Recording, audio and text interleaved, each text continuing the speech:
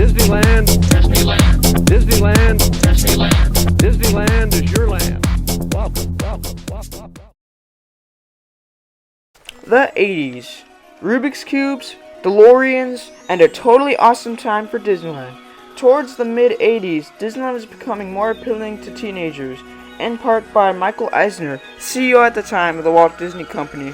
And he noticed that a lot of the stuff at Disneyland was just targeted at kids and families. So Michael Eisner thought that there should be more things focused around the teenage demographic. Another reason why Eisner focused so much on teenagers was because his son was a teenager during the 80s. And his son said there wasn't anything for teenagers to do at Disneyland. So Michael Eisner made a cool video-based dance club called Videopolis.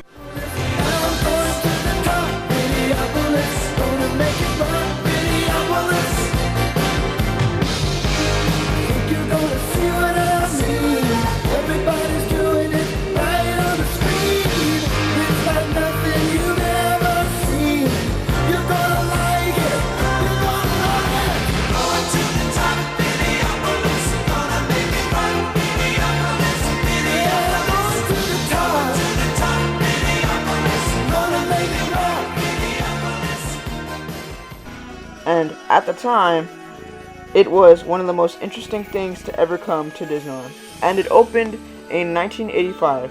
The teens loved it so much, Michael Eisner made more teen-inspired attractions, such as Captain EO starring Michael Jackson, which also became a success. And George Lucas actually wrote and produced Captain EO. So, fast forward 1 year later, Michael Eisner would ask him if he would be willing to do a Star Wars-based ride. Well, for a long time I've been interested in trying to get involved with the Disneyland theme park. And of course, Lucas signed on. And they made a TV special for Star Tours with rapping C-3PO. Hit it, R2. My name, you know, is C-3PO. Rapping about space, the new place to go.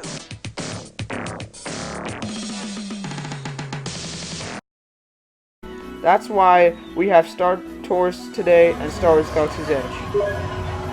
In the year 1987, Disney started its own currency system, Disney dollars, which were so popular that the form of currency went outside of Disneyland and to Walt Disney World and Disney stores around the country.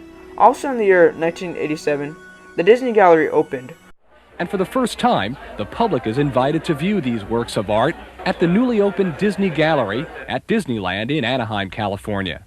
The art really is the bedrock of the company. It's that art which had to be done and drawn before we could build these magnificent theme parks such as Disneyland, where you and I are right now. Which had original Disneyland art.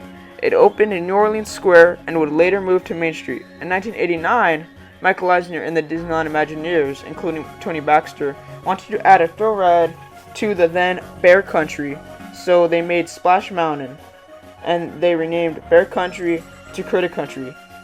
Splash Mountain opened in 1989. Some say it cost around $85 million to make, but Disney hasn't officially said. And the commercial for Splash Mountain was interesting, nonetheless. Check this out. We're here. We're ready to ride Splash Mountain. But no. I mean, no. I was told that we could be the first to ride Splash Mountain, and we're ready to go. Well, it's not open yet. I'm sorry. Well, hey, I'm sorry, you guys. You know, I don't know what happened.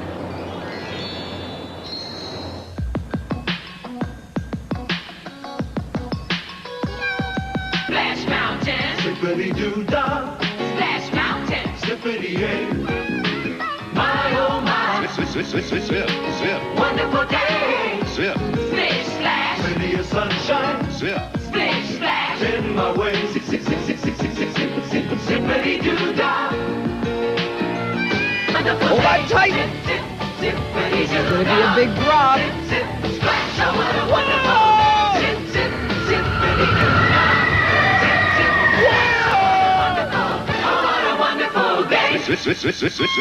Splash! But of course, this was another way to get teens in the park, with some high thrill. Splash Mountain came out in 1989, and a year later it was 1990. But that topic I'll discuss in another video, but not this one.